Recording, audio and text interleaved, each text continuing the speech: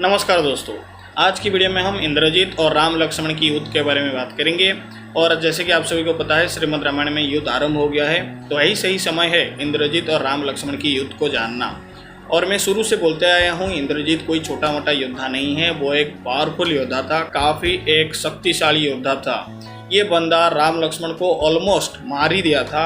मतलब राम लक्ष्मण के साथ, दोनों के साथ एक साथ युद्ध करना और दोनों को अचेत कर देना और क्लोज टू डेथ उनकी हालत कर देना, ये कोई छोटी मोटी बात है नहीं। तो मेघनाद वो कैपेबल योद्धा था जो कि ये कर पाया था। तो आज की वीडियो में वो युद्ध को हम जानेंगे, तो वीडियो को लास्ट तक जरूर देखिएगा और वीडियो में बने रहिएगा। तो चलिए वीडियो को शुरू करते हैं। तो दोस्तों, ये जो बैटल हुआ था ये रात में हुआ था और आप सभी को पता है रात में राक्षसों की शक्ति बढ़ जाता है। और कुछ लोगों को लग रहा होगा कि सनडाउन होने के बाद यानी कि सूर्यास्त होने के बाद युद्ध कैसे हो सकता है। देखिए, वो सब महाभारत में होता था। मतलब दिन में सिर्फ वो लोग फाइट करते थे, रात में वो लोग रेस्ट करते थे। लेकिन रामायण में ऐसा कुछ भी रूल नहीं है। रामायण में दिन में भी युद्ध हो सकता है, रात में भी युद्ध हो सकता है, कोई भी समय में कुछ भी हो सकता है। तो ये चीज़ दोनों को कंपेयर करके कंफ्यूज मत होइएगा। तो चलिए टॉपिक में वापस आते हैं। तो ये जो बैटल हुआ था रात में हुआ था और रात में इंद्रजीत और अंगद फाइट कर रहे थे। तो अंगद की जोरदार प्रहार से इंद्रजीत की घोड़े मर जाते हैं, उसकी रथ टूट जाता है, उसकी सारथी भी मारा जाता है। ये देख के इंद्रजीत तुरंत ही गायब हो जाता है, उसकी माया का रचना वो करता है। और इंद्रजीत खतरनाक एक मायावी योद्धा था। वो गायब हो गया, वो इनविजिबल हो गया, लेकिन अटैक करना नहीं छोड़ा। वो लगातार अटैक करता रहा और वो राम लक्ष्मण को टारगेट करता है। तो इस तरीके से इंद्रजीत और राम लक्ष्मण की युद्ध आरंभ होता है। ठीक है, तो इंद्रजीत जो बाण छोड़ता है वो काफी स्ट्रांग बाण होता है। मतलब वज्र के जैसे वो बाण था, जिसपे भी लगेगा उसको बहुत ज्यादा चुभेगा। तुरंत ही राम ये देख के 10 एक्सट्रीम योद्धा इंद्रजीत के पीछे लगाते हैं कि उनको काम देते हैं कि ढूंढो इंद्रजीत कहाँ हो सकता है, मतलब क्लू ढूंढो कि कहाँ ये बंदा हो सकता है। तो जो 10 योद्धा थे वो लोग कौन कौन थे? वो लोग थे सुषेण की 2 पुत्र नील, अंगद, सरभ, बिनाता, जम्बवत, सनुप्रस्थ, ऋषभ और ऋषभास्कंद। ये 10 योद्धा 10 दिगों में इंद्रजीत को ढूंढने लगे, लेकिन ये लोग ढूंढ नहीं पाए क्योंकि रात का समय था, प्लस इंद्रजीत की माया था। और इंद्रजीत की, जैसे कि मैं शुरुआत में बोल चुका हूँ, इंद्रजीत की माया काफ़ी स्ट्रांग होता है, तो उसको ढूंढ पाना थोड़ा सा नामुमकिन है। और इंद्रजीत को अच्छे से प्रहार करना भी आता था, इसीलिए वो 10 बानर को लगातार प्रहार करना चालू कर दिया। वो 10 बानरों की स्पीड भले ही बहुत ज़्यादा था, लेकिन इंद्रजीत की बाणों की स्पीड उससे और ज़्यादा था।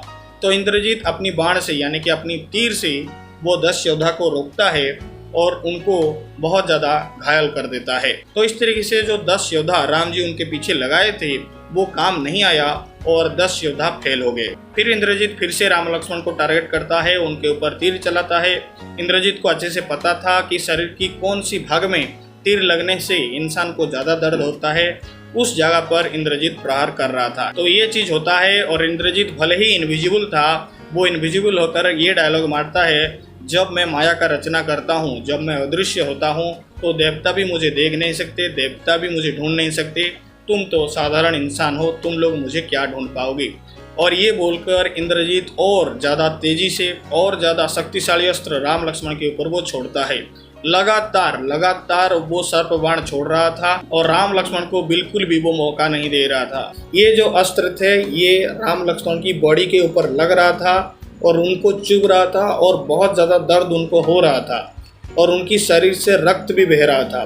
तो इतना घायल इंद्रजीत कर पा रहा था। थोड़ी ही देर में लगातार कंटिन्यूसली तीर मारने के बाद थोड़ी ही देर में राम लक्ष्मण की ये हालत हो गई कि वो दोनों अब ठीक से देख भी नहीं पा रहे थे, मतलब नज़र नहीं मिला पा रहे थे क्योंकि उनकी शरीर पे बहुत ज़्यादा तीर लग चुका था।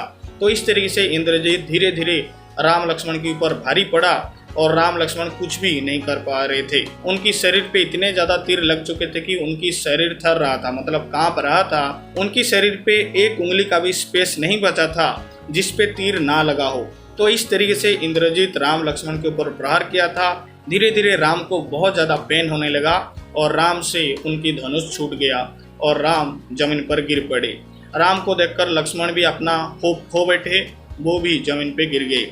तो बुरी तरह नागपाश अस्त्र से, सर्प बाण से इंद्रजीत राम लक्ष्मण को घेर दिया और राम लक्ष्मण को घायल कर दिया। फिर हनुमान वहाँ पे बानर सेना के सहित तुरंत ही आ जाते हैं और राम लक्ष्मण को प्रोटेक्ट करते हैं। और इंद्रजीत को भी लगता है शायद राम लक्ष्मण का वध वो कर दिया है, और राक्षस सेना को भी लगता है शायद राम लक्ष्मण अब नहीं रहे, क्योंकि राम लक्ष्मण अब हिल भी नहीं रहे थे। तो ये सोचकर राक्षस सेना और इंद्रजीत खुश होकर लंका की पैलेस में चले जाते हैं। तो अभी तक ये युद्ध श्रीमद् रामायण में नहीं आया है, मैं उम्मीद करता हूँ कम से कम ये युद्ध हमें अच्छा दिखाया जाएगा। तो ये था दोस्तों इंद्रजीत और राम लक्ष्मण की युद्ध, जहाँ पे इंद्रजीत राम लक्ष्मण के ऊपर भारी पड़ गया था। आशा करता हूँ ये युद्ध जान के आपको मजा आया होगा।